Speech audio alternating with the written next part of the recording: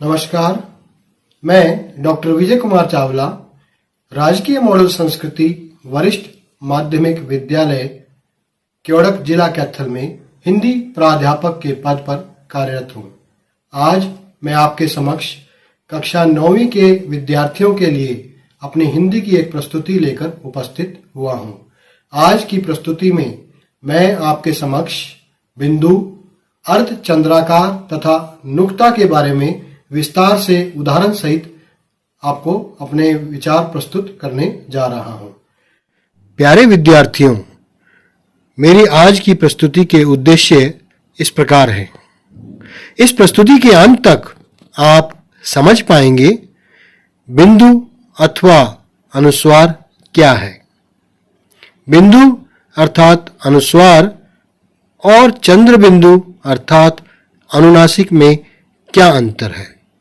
अक्सर विद्यार्थी कक्ष में बिंदु और चंद्र बिंदु में बहुत त्रुटियां करते हैं, अशुद्धियां करते हैं, परंतु आज की मेरी इस प्रस्तुति के उपरांत आपको यह स्पष्ट हो जाएगा कि बिंदु क्या है, इसका प्रयोग कहाँ होता है, और चंद्र बिंदु अर्थात अनुनासिक क्या है, इसका प्रयोग कहाँ होता है। यह भी आप अच्छी तरह समझ पाएंगे। प्यारे विद्यार्थियों, इसके उपरांत मेरी आज की प्रस्तुति का अन्य उद्देश्य जो है वह इस प्रकार है। आप जान पाएंगे कि अर्ध चंद्राकार क्या है। चौथा उद्देश्य है नुक्ता क्या है तथा नुक्ते का प्रयोग क्यों किया जाए। यह भी आप अच्छी तरह आज समझ पाएंगे। तो आओ अपनी प्रस्तुति की ओर आपको ले चलता हूं, लेकिन आपसे एक गुजारिश करूंगा कि अपनी कॉपी, पेन, पेंसिल साथ रखें, मुख्य बातें साथ साथ नोट करते रहें, ताकि अंत में स्व आकलन हेतु जो पुनरावृत्ति प्रश्न आपके समक्ष आएंगे उनके आप सही सही जवाब दे पाने में समर्थ हो जाएं। आज की प्रस्तुति आपके समक्ष शुरू कर रहा हूं। ध्यान से सुनें। हिंदी भाषा वैसे तो सबसे सरल भाषाओं में से एक मानी जाती है, परंतु इसके कुछ पहलुओं को लेकर अक्सर असमंजस की स्थिति बनी रहती है। ऐसे ही एक असमंजस का विषय है आखिर कहाँ बिंदु लगेगी और कहाँ चंद्र बिंदु लगेगी। आमतौर पर इसे बिंदु और चंद्र बिंदु कहते हैं, लेकिन व्याकरण की दृष्टि से इन्हें निम्न नामों से जाना जाता है। इन्हें नोट कर लें। बिंदु को अनुस्वार के नाम से जाना जाता है तथा चंद्र बिंदु को अनुनासिक के नाम से जाना जाता है। दोबारा सुन लें। बिंदु को व्याकरण में अनुस्वार का नाम दिया गया है या अनुस्वार के नाम से जाना जाता है, और चंद्र बिंदु को अनुनासिक के नाम से जाना जाता है। आओ जाने बिंदु अर्थात अनुस्वार की परिभाषा क्या है। विद्यार्थियों, हिंदी भाषा में बिंदु अर्थात अनुस्वार का प्रयोग विभिन्न जगहों पर अर्थात स्थानों पर होता है। अनुस्वार स्वर के बाद आने वाला व्यंजन है। इसकी ध्वनि नाक से निकलती है। ध्यान से सुने तथा नोट भी कर लें। अनुस्वार जो है स्वर के बाद आने वाला व्यंजन है तथा इसकी ध्वनि नाक से निकलती है। उदाहरण आपके समक्ष दर्शाए गए हैं, चित्र समेत दिखाए गए हैं। गंगा, हरिद्वार में जो आप गंगा बहती हुई देख रहे हैं, यहाँ गंगा में बिंदी का जो प्रयोग हुआ है बिंदु का, वह अनुस्वार का प्रयोग है। इसी प्रकार गेंद, यहाँ गेंद में अनुस्वार अर्थात बिंदु का प्रयोग हुआ है। अब मैं आपके समक्ष बिंदु अर्थात अनुस्वार के प्रयोग कहाँ कहाँ होते हैं यह बताने जा रहा हूं। ध्यान से देखें तथा सुने। अनुस्वार के चिन्ह के प्रयोग के बाद आने वाला वर्ण कवर्ग, चवर्ग, टवर्ग, तवर्ग और पवर्ग में से जिस वर्ग से संबंधित होता है, अनुस्वार उसी वर्ग के पंचम वर्ण के लिए प्रयुक्त होता है। जैसे उदाहरण देखिए आप, गंगा, इसमें कवर्ग का अंग आ रहा है। इसी प्रकार चंचल, इसमें चवर्ग का पंचम वर्ण जो है यहाँ आ रहा है। झंडा, इसमें टवर्ग का पंचम वर्ग ण जो आ रहा है वो न ध्वनि जो आ रही है, झंडा, उसके लिए प्रयुक्त हुआ है।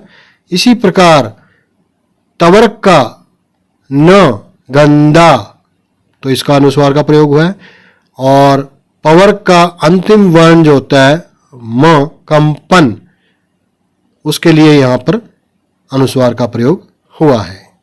अब आप देखिए, गंगा, चंचल, झंडा, गंदा, कंपन, इनमें बिंदु अर्थात अनुस्वार का प्रयोग हुआ है और यह उसी वर्ग के पंचम वर्ण के लिए प्रयुक्त हुआ है। उदाहरण आप दृश्य में देख रहे हैं कि तिरंगा झंडा आपके समक्ष दिखाया गया है, नीचे लिखा भी गया है। तो यहाँ तिरंगा और झंडा में बिंदु का प्रयोग हुआ है अर्थात अनुस्वार का प्रयोग हुआ है। विद्यार्थियों, इसके अतिरिक्त बिंदु अर्थात अनुस्वार का प्रयोग जहाँ होता है, वह दूसरा बिंदु आपके समक्ष मैं रख रहा हूँ, दूसरा पॉइंट, य, र, ल, व, ये अंतस्थ व्यंजन है, अंतस्थ व्यंजन है। श, क्ष, स, ह, ये ऊष्म व्यंजन है। तो इन दोनों से पहले आने वाले अनुस्वार में बिंदु के रूप का ही प्रयोग किया जाता है, क्योंकि ये व्यंजन किसी वर्ग में सम्मिलित नहीं है। जैसे संशय, संयम, ये दो उदाहरण आपके समक्ष रखे हैं मैंने। इसी प्रकार और भी होते हैं। तो यहाँ य, र, ल, व अंतस्थ व्यंजन और श, क्ष, स, ह जब अंतस्थ और ऊष्म व्यंजन आ जाते हैं तो अनुस्वार में बिंदु के रूप का ही प्रयोग किया जाता है, क्योंकि ये व्यंजन किसी वर्ग में सम्मिलित नहीं है। अगला बिंदु अर्थात अनुस्वार के प्रयोग का जो महत्वपूर्ण पहलू है वह इस प्रकार है।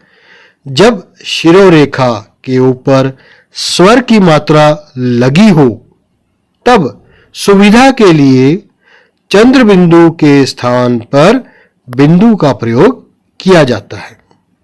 जैसे मैं, बिंदु, गोंद आदि। हाँ, मैं, बिंदु तथा गोंद में स्वर की मात्रा शिरोरेखा के ऊपर जो लगी हुई है, वहां चंद्र बिंदु के स्थान पर सुविधा के लिए बिंदु का प्रयोग किया गया है। विद्यार्थियों, मैंने आपके समक्ष बिंदु अर्थात अनुस्वार की परिभाषा रखी।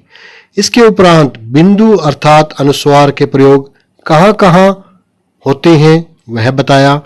अब मैं आपके समक्ष बिंदु अर्थात अनुस्वार के उदाहरण प्रस्तुत कर रहा हूं।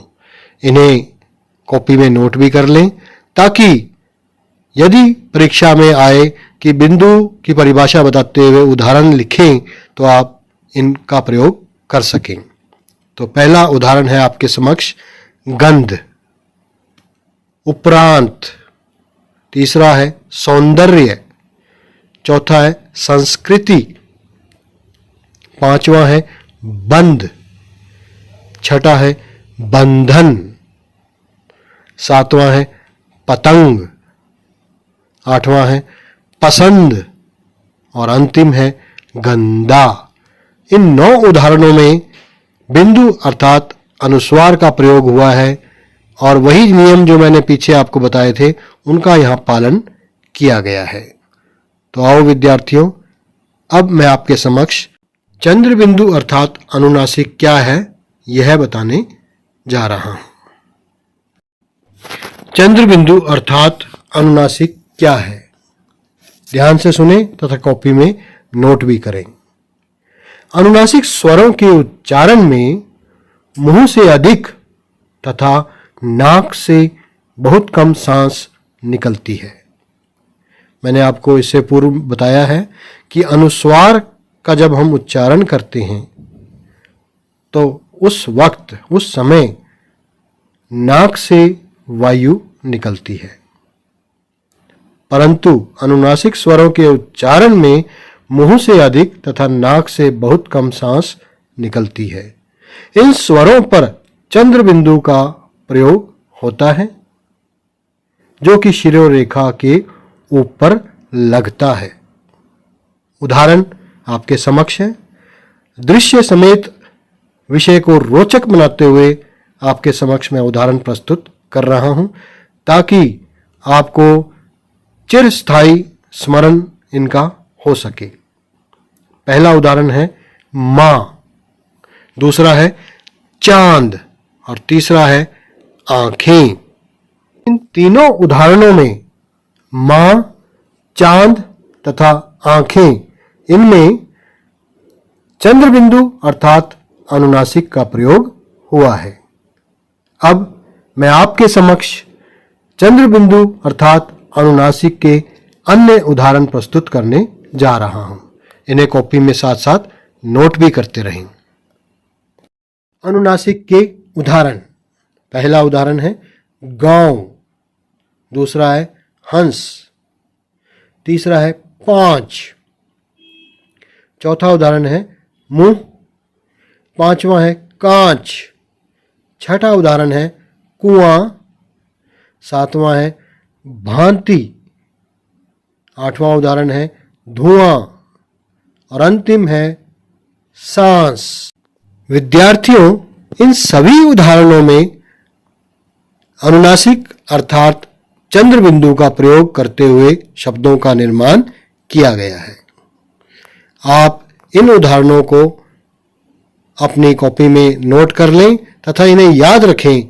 यदि परीक्षा में अनुनासिक अर्थात चंद्र बिंदु के बारे में पूछा जाए तो आप इनका सदुपयोग वहां कर सकें। विद्यार्थियों, अब मैं आपके समक्ष बिंदु अर्थात अनुस्वार अथवा चंद्र बिंदु, जिसे अनुनासिक भी कहा जाता है, मैं अंतर स्पष्ट करने जा रहा हूं। आप देख पा रहे हैं, बिंदु अर्थात अनुस्वार एक तरफ लिखा हुआ है, चंद्र बिंदु अर्थात अनुनासिक दूसरे तरफ लिखा हुआ है। अब इनमें अंतर जो है वह इस प्रकार है। अनुस्वार मूल रूप से व्यंजन है, जबकि अनुनासिक या अनुनासिका स्वर है। अनुस्वार को वर्ण में बदला जा सकता है, जबकि अनुनासिका को परिवर्तित नहीं किया जा सकता। तीसरा बिंदु, शिरोरेखा से ऊपर लगी मात्राओं वाले शब्दों में अनुनासिका के स्थान पर अनुस्वार अर्थात बिंदु का प्रयोग ही होता है। जैसे मैं, बिंदु, गोंद, कोंपल आदि। दूसरी तरफ आप देखें, अनुनासिका का प्रयोग केवल उन शब्दों में ही किया जा सकता है जिनकी मात्राएं शिरोरेखा से ऊपर न लगी हों। यह अंतर है। इसमें मात्राएं ऊपर होती हैं और अनुनासिका में मात्राएं शिरोरेखा से ऊपर नहीं होती। जैसे अ, आ, उ, ऊ। उदाहरण के रूप में आप देखें तो आपके समक्ष हंस, चांद, पूंछ, ये तीन उदाहरण मैंने रखे हैं जो ये दर्शा रहे हैं कि हंस में, चांद में और पूंछ में शिरोरेखा के ऊपर कोई मात्रा नहीं है। जबकि दूसरी तरफ आप देखो, मैं, बिंदु, गोंद और कोंपल में चारों शब्दों में शिरोरेखा के ऊपर मात्राएं लगी हुई हैं। तो विद्यार्थियों, इससे हमारे समक्ष क्या निष्कर्ष उभर कर आता है? यही निष्कर्ष उभर कर आता है कि शिरोरेखा से ऊपर लगी हुई मात्राओं वाले शब्दों में अनुस्वार का प्रयोग किया जाता है और यदि शिरोरेखा के ऊपर मात्राएं नहीं है तो वहां अनुनासिका का अर्थात चंद्रबिंदु का प्रयोग किया जाता है। अब मैं आपके समक्ष विदेशी ध्वनियां अर्थात आगत ध्वनियां क्या हैं तथा कौन कौन सी हैं इसके बारे में अपने विचार रखने जा रहा हूं। आगत शब्द का अर्थ है बाहर से आई हुई, अतः आगत ध्वनियां वे ध्वनियां हैं जो पहले भाषा में नहीं थी। यहां भाषा का अभिप्राय हिंदी भाषा में, पर बाद में अन्य भाषाओं अर्थात विदेशी भाषाओं के शब्द आ जाने के कारण आ गई। हिंदी में जिन विदेशी भाषाओं की ध्वनियां शामिल हुई हैं उनमें अंग्रेजी और फारसी मुख्य हैं। इसके अतिरिक्त अरबी भाषा की ध्वनियों को फारसी के साथ ही जोड़कर देखना होगा, क्योंकि फारसी के जरिए ही वे हिंदी में ही प्रयुक्त हो रही हैं। अब आपके समक्ष प्रस्तुत है अर्धचंद्राकार। विद्यार्थियों, हिंदी भाषा में अंग्रेजी भाषा के कई शब्दों में अर्धचंद्राकार का प्रयोग किया जाता है। चिन्ह आपके समक्ष है। इनको बोलते समय हमारा आधा मुंह गोल खुलता है, जीभ झटके से हमारे तालू से टकराती है। हिंदी में इसके शुद्ध उच्चारण तथा लेखन के लिए अर्धचंद्राकार नामक चिन्ह विकसित किया गया है। उदाहरण आप देख पा रहे हैं। डॉक्टर, चॉकलेट तथा कॉटेज, ये तीनों शब्द अर्धचंद्राकार के उदाहरण के रूप में आपके समक्ष प्रस्तुत किए गए हैं। आपके समक्ष चित्रों को भी प्रस्तुत किया गया है ताकि आपकी स्मरण शक्ति में इनका प्रभाव चिरस्थायी बना रहे। अर्धचंद्राकार के कुछ और उदाहरण मैं आपके समक्ष प्रस्तुत कर रहा हूं ताकि आप परीक्षा के दिनों में यदि अर्धचंद्राकार की परिभाषा और उसके उदाहरण आपसे कोई पूछता है तो उसका आप उत्तर अच्छी तरह लिख पाएं या लिख सकें। तो उदाहरण है hot, ball, coffee, Oscar, stop, rod, office, hall तथा ऑफर। औ ध्वनि का उच्चारण इन शब्दों में आप देख पा रहे हैं। ये सभी उदाहरण अर्धचंद्राकार आगत ध्वनि के उदाहरण हैं। अब तक आपने जाना बिंदु क्या है तथा अर्धचंद्राकार क्या है। अब आपके समक्ष प्रस्तुत है नुक्ता क्या है।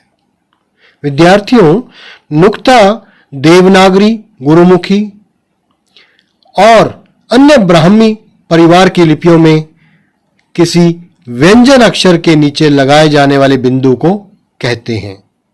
इससे उस अक्षर का उच्चारण परिवर्तित होकर किसी अन्य व्यंजन का हो जाता है। मूल रूप से नुक्ता अरबी भाषा का शब्द है और इसका मतलब बिंदु होता है। हिंदी में नुक्ता उस बिंदी को कहते हैं जो अरबी और फारसी से हिंदी में आए शब्दों की कुछ ध्वनियों को लिखने के लिए देवनागरी के कुछ वर्णों के नीचे लगाई जाती है। हिंदी के क, ख, ग, ज और फ वर्णों के नीचे नुक्ता लगाकर अरबी फारसी की ध्वनियों क, ख, ग, ज, फ के रूप में लिखा जाता है। आगे ध्यान से सुने। हिंदी भाषा के शब्द भंडार को समृद्ध बनाने में आगत शब्दों का बड़ा योगदान है। इन शब्दों में अंग्रेजी भाषा के शब्दों की तरह ही उर्दू, फारसी और अरबी शब्दों का भी अपना विशेष योगदान है। इनमें बहुत से शब्द ऐसे हैं जिनकी उच्चारण शुद्धता और उनका सही अर्थ बनाए रखने के लिए लिखते समय उनके नीचे छोटी बिंदी लगा दी जाती है। इसी बिंदी को नुक्ता कहा जाता है। उदाहरण आप देखें, तेज, तेज का अर्थ है रफ्तार या वेग। जरा, जरा का अर्थ है यहां थोड़ा। तो यहां तेज और जरा, यहां इन दोनों शब्दों में नुक्ता का प्रयोग देखने को मिलता है। अब हमारे समक्ष प्रश्न यह उभरता है या सामने आता है कि नुक्ते का प्रयोग क्यों किया जाए। तो प्यारे बच्चों, नुक्ते का प्रयोग न करने पर कई बार उस शब्द का अर्थ पूरी तरह बदल जाता है। इससे अर्थ का अनर्थ होने की संभावना बढ़ जाती है। जैसे मैं आपके समक्ष उदाहरण प्रस्तुत कर रहा हूं, इसे कॉपी में नोट भी कर लें तथा ध्यान से सुनें। राज, राज का अर्थ है शासन, और राज, राज का अर्थ है रहस्य। इन दोनों में आप देख रहे हैं, पहले शब्द में नुक्ते का प्रयोग नहीं है और दूसरे में नुक्ते का प्रयोग है। तो नुक्ते का प्रयोग होते ही शब्द का अर्थ जो है वह बदल जाता है। दूसरा बिंदु आप ध्यान से सुनें। कुछ शब्दों के उच्चारण के लिए नुक्ते का प्रयोग आवश्यक है। जैसे उर्दू की ध्वनियां सिर्फ ये 5 हैं, क, ख, ग, ज और फ। ये सभी ध्वनियां नुक्ता युक्त हैं। इनके उच्चारण भी हिंदी के क, ख, ग, ज और फ से भिन्न है। उदाहरण देखें आप, जंग, जंग का अर्थ है लड़ाई। और दूसरी तरफ आप देखें जंग, जंग का अर्थ है लोहे में लगने वाला। जैसे हम कहते हैं लोहा जंग चुका है।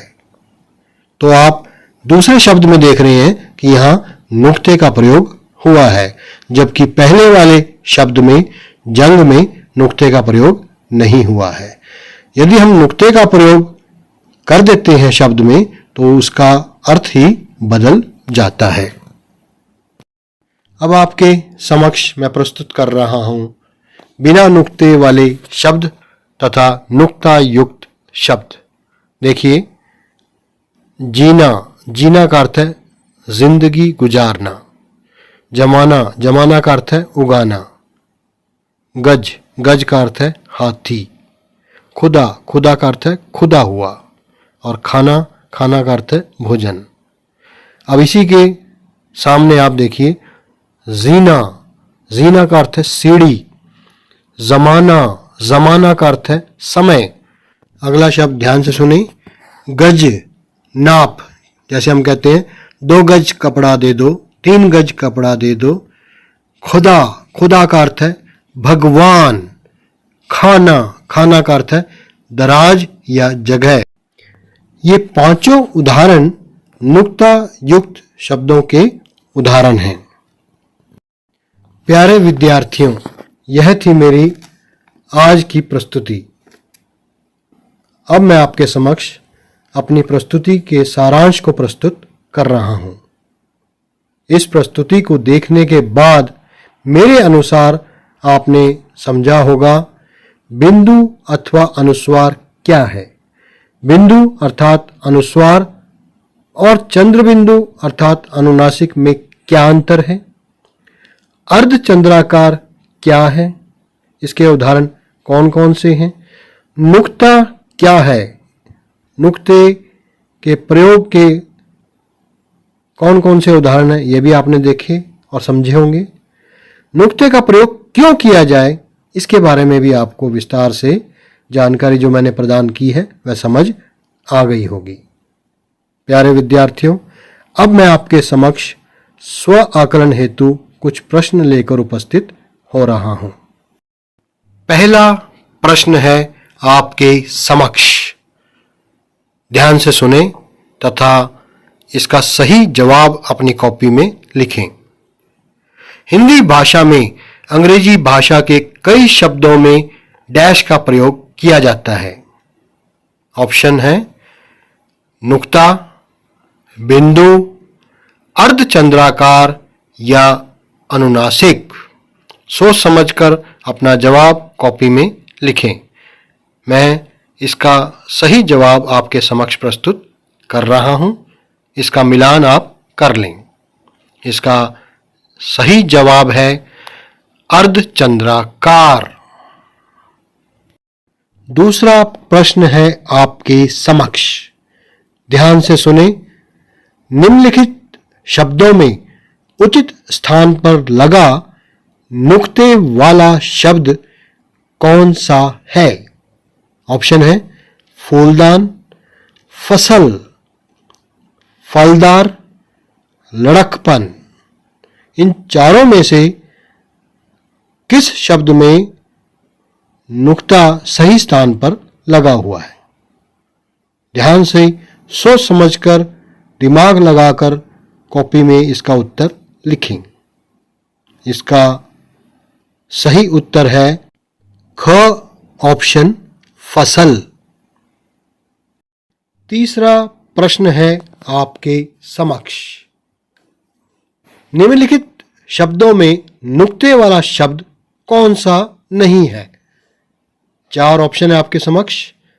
पहला है जरा, दूसरा है कमजोर, तीसरा शब्द है गरीब, चौथा है पढ़ना। इनमें से कौन सा शब्द ऐसा है जिसमें नुक्ते का प्रयोग नहीं हुआ है? तो इसका सही जवाब है पढ़ना। अगला प्रश्न है आपके समक्ष, ध्यान से देखें।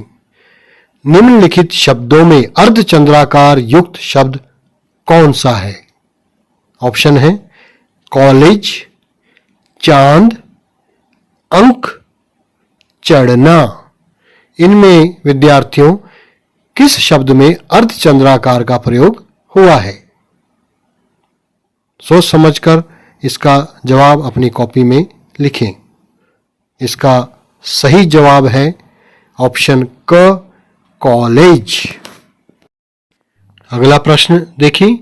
जब शिरोरेखा के ऊपर स्वर की मात्रा लगी हो तब सुविधा के लिए चंद्र बिंदु के स्थान पर डैश का प्रयोग किया जाता है। आपने ऑप्शन सही चुनकर जवाब बताना है। पहला ऑप्शन है बिंदु, दूसरा ऑप्शन है नुक्ते, तीसरा है अर्धचंद्राकार और चौथा ऑप्शन है इनमें से कोई नहीं। सोच समझकर इसका जवाब अपनी कॉपी में लिखें। आशा है आपने इसका जवाब लिख लिया होगा। इसका सही जवाब है बिंदु। आगे देखें। हिंदी भाषा के शब्द भंडार को समृद्ध बनाने में डैश शब्दों का बड़ा योगदान है। ऑप्शन है देशज शब्दों का, तत्सम शब्दों का, आगत शब्दों का या रूढ़ शब्दों का। सही जवाब सोच समझकर लिखें। इसका सही जवाब है आगत शब्दों का। प्यारे विद्यार्थियों, आज की प्रस्तुति का अंतिम प्रश्न आपके समक्ष प्रस्तुत कर रहा हूं। ध्यान से सुनें। निम्न में से बिंदु अर्थात अनुस्वार युक्त शब्द कौन कौन से हैं? ऑप्शन है मैं, पंख, संशय या सभी अर्थात तीनों। सोच समझकर जवाब दें। आशा है आपने इस प्रश्न का जवाब अपनी कॉपी में लिख लिया होगा। अब मैं आपके समक्ष इस प्रश्न का उत्तर बता रहा हूं। इस प्रश्न का सही जवाब है घ सभी अर्थात तीनों। इन तीनों शब्दों में मैं, पंख और संशय में बिंदु अर्थात अनुस्वार का प्रयोग किया गया है। विद्यार्थियों, यह थी मेरी बिंदु, अर्धचंद्राकार तथा नुक्ता विषय की प्रस्तुति। मुझे पूर्ण विश्वास है कि आपको मेरी यह प्रस्तुति अच्छी तरह समझ आ गई होगी। मैं अंत में आप सभी का दिल से आभार प्रकट करता हूं और धन्यवाद करता हूं।